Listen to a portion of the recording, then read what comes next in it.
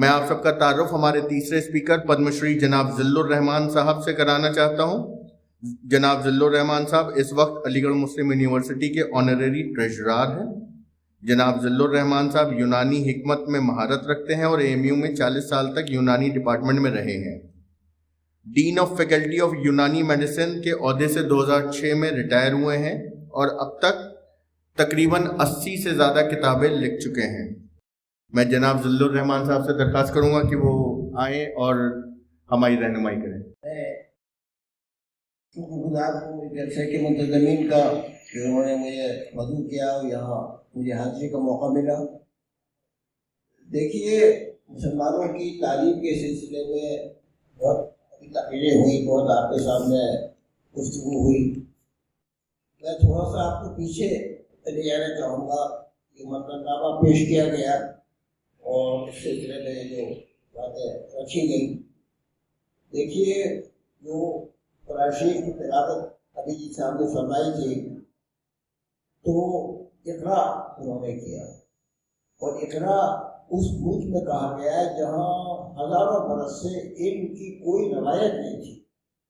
دنیا کا ایسا ملک کہ جہاں کوئی پڑھا لکھا، کوئی اسکالر، کوئی سائنٹسٹ، کوئی فزیشین، کوئی مصنف نہیں پیدا ہوا، کوئی ایک کتاب نہیں لکھی گئی، جبکہ اس کی معاصر قومیں عراق 5000 BC، مصر 5000 BC، شام 5000 BC، یعنی دنیا کی جو قومیں تھیں وہ ہزاروں سال سے ترقی یافتہ اور تعلیم میں اور علم میں آگے تھیں، اور یہ دنیا کا واحد ملک تھا جہاں ایک بھی پڑھا لکھا نہیں گزرا۔ پوری ان کی تاریخ ایک ایسے ملک میں مبعوث ہوئے اور غار حرا سے اقرا کا پیغام لے کے آئے۔ اگر یہ آواز شام اور عراق اور مصر میں سنائی دے گی کوئی بڑی بات نہیں ہوگی، لیکن اس ملک میں جہاں پر کہ میں واقعی زور دے کے کہا کرتا ہوں کہ یعنی ایک بھی پڑھا لکھا نہیں، وہاں آپ نے اقرا کا پیغام دیا۔ غزوہ بدر میں جو قیدی تھے ان کے لیے کہا گیا کہ جو لوگ فدیہ ادا نہیں کر سکتے وہ مسلمانوں کو تعلیم دے دیں، صحابہ کو پڑھا دیں۔ اور دنیا اس بات کے قائل ہے کہ اسلامی نظام تعلیم اس قدر کمپریہنسو اور اس قدر جامع تھا کہ اسی کو پڑھ کر ابن سینا اور فارابی اور البیرونی پیدا ہوئے، اور اسی نظام کو پڑھ کر ابن قیم اور ابن تیمیہ پیدا ہوئے۔ کوئی تفریق نہیں تھی عصری علوم کی اور الجیری علوم کی۔ اس کے بعد یہ تفریق شروع ہو گئی، اور جب سر سید نے آواز اٹھائی، سر سید نے ماڈرن ایجوکیشن کو چاہا کہ مسلمان اس کو اختیار کریں، تعلیم حاصل کریں، مخالفت ہوئی۔ اور مجھے بہت حیرت ہوتی ہے کہ ہمارے یہاں اس پر بحثیں ہو رہی ہیں کہ انگریزی تعلیم حاصل کرنا جائز ہے کہ نہیں۔ اور سب سے بڑے مولانا 1400 برس پہلے صحابہ سے فرما رہے ہیں کہ تم یہودیوں کی زبان قبطی پڑھو، تم پارسی کی زبان فارسی پڑھو، اور ہمارے یہاں 1400 برس کے بعد اس پر بحث ہو رہی ہے کہ انگریزی پڑھنا جائز ہے کہ نہیں۔ کہاں آ گیا تھا معاشرہ؟ اس پر ہمیں غور کرنا چاہیے۔ میں تھوڑا سا آپ کو پیچھے لے جانا چاہ رہا ہوں۔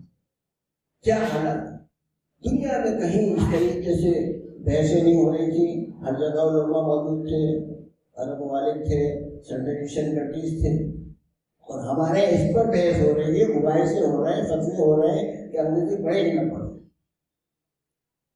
اس کا اثر ہمارے معاشرے کے اوپر چھایا رہا ایک عرصے تک، اور تفریق عمل میں آ گئی، دنیاوی علوم، اور ایک دوسرے سے کوئی رابطہ نہیں رہا۔ اب میں آپ کو یہ بتاتے ہوئے خوشی محسوس کر رہا ہوں کہ ہمارے یہاں علی گڑھ مسلم یونیورسٹی میں ایک برج کورس بنایا گیا ہے، اور اس کا مقصد یہ ہے کہ جو طلبا عربی درسگاہوں میں پڑھ رہے ہیں وہ یونیورسٹی میں آئیں، اور ہم انہیں 1 سال 2 سال کے اندر وہ جدید تعلیم سے آراستہ کریں گے، اور پھر وہ سائنس، سوشل سائنس، آرٹس کے مضامین میں BA کریں، MA کریں، اور آگے تعلیم کے سلسلے کو بڑھائیں۔ اس کے نتائج بہت سامنے آ رہے ہیں۔ میں آل انڈیا مسلم ایجوکیشن کانفرنس سے بھی تھوڑا سا تعلق رکھتا ہوں، 90 کی وجہ سے انتظامیہ کا بھی ممبر ہوں، تو میں وہاں بھی اس بات کو کہتا رہتا ہوں کہ ہمارے دینی مدارس کو چاہیے کہ وہ بڑی تعداد میں وہاں طلبا کو بھیجیں. جو سیٹس ہمارے یہاں ہیں اگر طلبا زیادہ تعداد میں آنا شروع کریں گے تو ہم ان سیٹ میں علی گڑھ میں اضافہ کر سکتے ہیں. تو یہ ایک بہت اچھی سہولت ہے کہ شاید آپ کے علم میں نہ ہو جو علی گڑھ نے اس سلسلے میں پہل کی ہے. اور ایک بڑی خوشی کی بات یہ ہے کہ اس وقت پورے ہندوستان میں جیسے ایک لہر آئی ہوئی ہے. جس شہر میں جائیے نوجوان طلبا خاص طور پر کام کر رہے ہیں, ادارے قائم کر رہے ہیں, اسکول قائم کر رہے ہیں, اردو کی تعریف پر زور دے رہے ہیں. 2 نسلیں ہماری متاثر ہو گئی جن کو کہ اردو نہیں آتی. دنیا میں واحد ہم بدنصیب مسلمان ہیں ہندوستان کے کہ جن کو اپنی مادری زبان نہیں آتی. اسپین کے لوگوں کو اسپینش, جاپان کے لوگوں کو جیپنیز, دنیا کے ہر ملک کے لوگ اپنی مادری زبان سے واقف کے سوائے ہمارے. آپ نے بتایا کہ اس بیماری کا سبب کیا ہے, تو تھوڑا سا بہت وقت ہو گیا ہے اور میں آپ کو زیادہ آزمائش میں ڈالنا نہیں چاہتا. لمبی تقریروں سے کوئی اثر نہیں ہوتا سوائے اس کے کہ لوگ بے توجہی سے سن رہے اس کو. تو میں یہ کرنا چاہتا ہوں کہ دیکھیے یہ دنیا ایک لا آف نیچر کے تحت چل رہی ہے, ایک قدرتی نظام کے تحت ہے. اور نظام یہ ہے کہ کسی بھی خاندان یا ملک و قوم میں پہلے آتی ہے تعلیم, پھر آتی ہے دولت. جب دونوں چیزیں آ جاتی ہیں تب آتی ہے تہذیب. اور اسی سے امریکہ, یورپ, عرب کنٹریز, یعنی کوئی خاندان یا ملک ہو سب کو اس سے گزرنا پڑتا ہے. اب جب ہمارے یہاں تعلیم ہی نہیں ہے تو دولت کہاں سے آ جائے گی؟ جب دونوں چیزیں نہیں ہیں تو اب تہذیب سویلائزیشن کہاں سے آ جائے گی؟ ہم مانیں یا نہ مانیں, لیکن میں آپ سے یہ عرض کر رہا ہوں کہ ابھی ہم تعلیم اور دوسری مرتبہ سے نہیں کر سکے ہیں. 70 برس گزرے ہیں, 70 برس اور باقی. کسی بھی خاندان میں جب 5-6 نسلیں پڑھی لکھی اور 5-6 نسلیں دولت پر گزرتی ہیں تب وہ تہذیب کی مرتبے پر پہنچتا ہے اور سویلائزیشن کا اسٹیج آتا ہے. ہم بیرادان وطن سے 70 برس پیچھے اور سویلائزیشن سے 70 برس دور ہیں. ہم کتنے پلے سب اپنا آتے پھر رہے. اس کی وجہ یہی ہے کہ تعلیم کا سلسلہ ہمارے لیے شروع ہوا. تعلیم سے ہم بہت دور ہوتے چلے گئے اور معاف کیجیے گا اس میں بڑا حصہ ہمارے علماء کا رہا, بہت بڑا حصہ ہے. مگر مجھے خوشی ہو رہی ہے کہ علماء کی طرف توجہ ہو رہی ہے اور علماء اس کو محسوس کر رہے ہیں. جو غلطی ہم سے ہو چکی ہے ماضی کے اندر, بہت حیرت ہوتی ہے. یہ بہت اکثر میں کہتا ہوں حیرت کے ساتھ کہ 1400 برس پہلے وہ فرما رہے ہیں کہ تم غیر ملکیوں کی زبانیں پڑھو, اور ہمیں 1400 برس کے بعد پر اعتراض ہو رہا ہے. اب انگلینڈ کا مسلمان کون سی زبان بولے گا, امریکہ کا مسلمان کون سی زبان بولے گا, اور وہاں جا کر ہم کی زبان میں تربیت کا فریضہ انجام دیں گے. سب زبانیں اللہ تعالیٰ کی ہیں. تو میں اس وقت سے ایک بات یاد کرنا چاہتا ہوں کہ اگر ہمارے علماء کی طرف سے یا بیٹھے ہوئے اس کو نظر آ رہے ہیں میرا بڑا آج بھی مسلم عوام پر علماء کا بڑا اثر ہے. اگر مدرسوں سے یہ بات آتی ہے کہ لوگ جدید تعلیم حاصل کریں, انگریزی حاصل کریں, تو اس کے بہت اچھے اثرات مرتب ہوں گے. میں شاید کہ جو گروپ ہے جو کام کر رہے ہیں اس سے واقف ہوں, مگر میں آپ سے تھوڑا سا یہ عرض کروں کہ جو کام سعود میں اب ہو رہا ہے وہ ہمارے گروپ 100 سال پہلے یو پی کے اندر کر چکے ہیں. یو پی کا کوئی قصبہ ایسا نہیں ہے جہاں مسلم کالج اور اسلامی کالج نہ ہو, لیکن وہ بہت بدحالی کا شکار ہے. میں اکثر اپنے ایلومنائی سے کہا کرتا ہوں کہ آپ لوگ علی گڑھ مسلم یونیورسٹی کو لاکھوں روپے بھیج رہے ہیں, کروڑوں روپے بھیج رہے ہیں, اور یہ جو اسکول ہیں علی گڑھ سے آپ چلیے فرجے میں, سکندر آباد میں, بلند شہر میں, ہر جگہ, بنارس میں, کانپور میں, فیروز آباد میں, کوئی بڑا قصبہ اور شہر ایسا نہیں ہے جہاں ہم نے 100 برس پہلے کالج نہ بنا لیے ہو, اسکول نہ بنا لیے ہو, لیکن وہ بدحالی کا شکار ہے. تو اگر ہم ہمارے ایلومنائز جو یونیورسٹی کو اتنے پیسے دے رہے ہیں, اگر یہاں 50 لاکھ روپے بھی دے دیں تو اس کے بہت اچھے نتائج سامنے آئیں گے. وہاں پر سائنس بلاک نہیں ہے, ٹیچرس نہیں ہیں, باڈی وارڈ نہیں ہے, کھیلنے کا انتظام نہیں ہے, لیبورٹریز نہیں ہیں, فیسلٹیز نہیں ہیں. اور وہی لڑکے یونیورسٹیوں میں جاتے ہیں, اسکولوں سے, کالجوں سے, تو جب تک ہم ان اسکولوں کالجوں کا معیار بلند نہیں کریں گے جو ہمارے قصبوں میں اور شہروں کے اندر ہے، اس وقت تک ہم بہت اچھے طلباء یونیورسٹیوں میں نہیں بھیج سکتے۔ تو میں مبارکباد دیتا ہوں اس سوسائٹی کو، اس کی طرف سے اس جلسے کا انعقاد کیا گیا، اور میں یہ عرض کروں کہ بہت سے لوگ کہتے ہیں بڑے خراب حالات ہیں۔ آپ نے سن 47 کے بعد کے حالات دیکھے ہی نہیں۔ ہم تو زمین پر تھے، اللہ کا شکر ہے ہمارا گراف نیچے نہیں جا رہا ہے، ہمارا گراف اوپر اٹھ رہا ہے۔ 70 برس میں ہم یہاں تک آ گئے کہ ہم کالجز، میڈیکل کالج قائم کر رہے ہیں، یونیورسٹیاں قائم کر رہے ہیں، آپ جیسے بڑے ادارے قائم کر رہے ہیں کہ جن کے یہاں ایک جال بچھا ہوا ہے۔ ابھی مظفر نگر میں جو پہلا فساد یہاں ہوا ہے کہ وہاں پر گاؤں جوڑا جہاں سے فساد شروع ہوا، وہاں پر میرے متعلقوں سے سنسکرت فاؤنڈیشن نے پہلے اسکول قائم کیا۔ نظیر الدین شاہ صاحب اس کے صدر ہیں، اور اب تک اس گروپ کی طرف سے 5 اسکول قائم ہو چکے ہیں یو پی کے اندر۔ تو اس میں کوئی شک نہیں ہے، مایوسی کی قطعی بات نہیں ہے۔ ہم نیچے نہیں جا رہے ہیں، ہم اوپر اٹھ رہے ہیں، اور اس طرح کی کوشش جاری رہی تو اس کے نتائج اور اثرات 70 برس کے بعد سامنے آئیں گے۔ اب آپ بیج بوتے ہیں، اس کا پھل کیا فوراً آ جاتا ہے؟ بیج پھوٹتا ہے، پودا بنتا ہے، بڑا ہوتا ہے، پھولا، تب جا کے پھل آتا ہے۔ وہی معاملہ انسان کا ہے۔ یہ تھوڑی ہم نے ایم اے، ایم ایس سی اور پی ایچ ڈی کر لیا سب کوالٹیز آ جائیں گی، سارا بڑپن آ جائے گا، سارے اوصاف آ جائیں گے، کیسے آ جائیں گے؟ وہ تو آتے آتے آئیں گے۔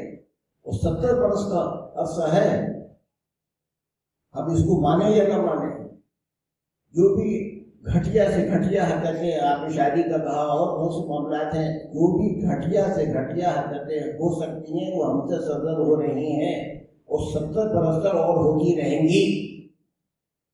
سارا زور نماز روزے پہ دے دیا گیا۔ کیا صحابہ کی اور حضور کی نمازیں اور روزے دے کے لوگ اسلام لائے تھے؟ بہت نماز پڑھ رہے ہیں مسلمان ہو جاؤ۔ ان کے معاملات، اخلاق، شخصیت کا حسن، بیوٹی، اس میں لوگوں کو مدد کی کیا ان کی طرف، وہ سب ہمارے اندر سے نکل گئے، سب نکل گئے۔ اور دو چیزیں ہیں، سارا اسلام 2 چیزوں میں اس وقت نماز اور روزہ، اور نماز کا بھی معاملہ ہوتا ہے ٹکر مارتے ہیں۔ میں نے اس کو بتوں سے بہت انٹرسٹ سے، میں ان کے بہت مقامات پہ گیا ہوں۔ میں آپ سے کیا عرض کروں کہ 8-9 سال کے بچے اور بچیاں اپنی عبادت میں ایسے کھوئے ہوئے، ایسے ڈوبے ہوئے، دنیا معافیہ سے بے خبر، استغراق کا عالم جاری رہتا ہے۔ ہمارے یہاں نماز میں کوئی کیفیت نہیں پیدا ہوتی۔ ابھی قیام میں ہے تو رکوع میں، رکوع میں ہے تو سجود میں، سجود میں ہے تو روک میں، ہمارا اس نے ہاتھ 2 منٹ میں یہ جب ہو جائے۔ بعض حدیث میں آیا ہے کہ زندگی بھر نماز پڑھتے رہے، روز حشر نامہ اعمال میں ایک نماز نہیں ہوگی۔ زندگی بھر روزہ رکھا، نامہ اعمال میں روز حشر ایک روزہ نہیں ہوگا۔ تو سماج کا دباؤ ہے، پریشر ہے، مدرسوں سے وابستہ ہے، لہذا نماز پڑھنا تو بہت ضروری ہے، سب دیکھ رہے ہیں۔ تو ہم نے وہ چیزیں اختیار کرنی ہے جو نمائشی ہیں، دکھاوے کی ہیں، کریکٹر دکھائی نہیں دیتا۔ نماز روزے کا مقصد یہ تھا کہ ہم اچھے انسان بنیں، اچھے شہری، اچھے پڑوسی، اچھے دوست، اچھے شوہر، اچھی بیوی، اچھے بھائی، اچھے بہو ہم نہیں بن رہے۔ نمازیں ہو رہی ہیں، روزے ہو رہے ہیں، دعائیں ہو رہی ہیں، لیکن اس کا جو اثر ہونا چاہیے تھا وہ مرتب نہیں ہو رہا، اس لیے اس میں نہ اخلاص ہے، نہ کچھ، وہ تو سب ریاکاری ہے۔ اس کا مقصد یہ تھا کہ کیریکٹر بلڈ اپ ہو، شخصیت سازی ہو، وہ نہیں ہو رہی، کردار سازی ہو، کردار نہیں بن رہے۔ اس پر بھی ہمیں غور کرنا چاہیے، اور یقین فرمائیے اچھا نہیں لگ رہا جتنے زیادہ مذہبی، جتنے شو دکھاوا، اصل چیز ہے جو اسلام کا مقصد ہے اچھا انسان بنانا، اچھا شہری بنانا، وہ ہم نہیں بن رہے۔ پوری دنیا میں ہمارے اوپر تھو ہے، ہر جنائب میں ہم سب سے آگے ہیں۔ ہم باہر جاتے ہیں، سب زیادہ ہماری تلاشی ہوتی ہے کہ یہ تو کرمنل ہوں گے۔ ہم کتنے اکیلے ہم اللہ کے منتخب بنتے ہیں اور جزء ہیں اس کے۔ دنیا کی ہر قوم ترقی کر رہی ہے، سب ہم سے آگے بڑھ رہے ہیں۔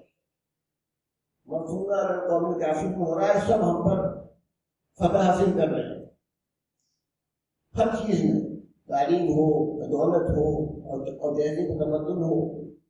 تو ہمیں جائزہ لینا چاہیے. اور میں علماء سے خاص طور پر ہر جگہ میں کہتا ہوں کہ ان سے میری گزارش ہوتی ہے کہ آپ کا عوام پر بڑا اثر ہے طبقے کے اوپر بہت ابھی تک ماشاءاللہ اور یہ اثر قائم رہنا چاہیے. تو اگر ان کی طرف سے یہ آواز آتی ہے کہ اعلیٰ تعلیم حاصل کریں, ماڈرن تعلیم حاصل کریں, سائنس میں جائیں, تو اس کا انشاءاللہ بہت اثر ہوگا. اور میں آپ کو سب کو مبارکباد دیتا ہوں کہ آپ بھی بڑا کام کر رہے ہیں, جسے آپ نے بتایا, اور آپ تو شاہی گروپ سے میں واقف ہوئے عرصے سے. اور کانپور میں بھی دیکھیے, کانپور میں حنیف صاحب نے اس وقت کالج 100 برس پہلے کالج قائم کیا, اور ڈگری کالج بھی ہے, انٹر کالج بھی ہے, اور یہ پورے یو پی میں جان مشن ہوا ہے. اب اس کو ذرا سی ترقی دینے کی ضرورت ہے. کوئی پرسان حال نہیں ہے اسکولوں کا, کالجوں کا. تو میں ایک مرتبہ پھر بابر دیتا ہوں, بہت بڑی آزمائش آپ کو گزرے. صبح 10:30 بجے سے وقت آ گیا ہے, تو بہت بہت معافی بھی چاہتا ہوں میں آپ سے اگر ایسی باتیں ہوں جو تلخ ہوں. لیکن یہ واقعہ ہے کہ میں نے آپ سے عرض کیا, یہ میرا درد ہے جو میں محسوس کرتا رہتا ہوں. کہاں سے ہم چلے تھے, کہاں ہم پہنچ گئے. یورپ کے لیے ہمارے دربار آئیڈیل بن گئے تھے, ہماری نقل اتارتا تھا یورپ, اور ہم اس زمانے میں سب سے زیادہ ترقی یافتہ سمجھے جاتے تھے. آپ کبھی علی گڑھ آئیں گے تو آپ دیکھیں گے کہ نشینہ اکیڈمی میں میوزیم بنایا گیا ہے جس میں مسلم سائنٹسٹ ہوں, اور آپ کے علم میں شاید نہ ہو, بہت سے لوگ ہوں گے جب امریکہ چاند پر گیا تو اس نے چاند کے ایک حصے کا نام ابن الحیثم کے نام پر رکھا.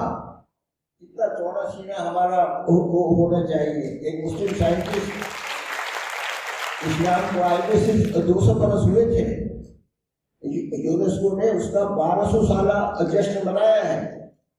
سائنس کی طرف جس تیزی سے ہمارے قدم بڑھ رہے تھے, رک گئے اور ہم پیچھے ہوتے چلے گئے. اور یہ بحثیں شروع ہو گئی کہ جدید تعلیم حاصل کی جائے کہ نہ کی جائے.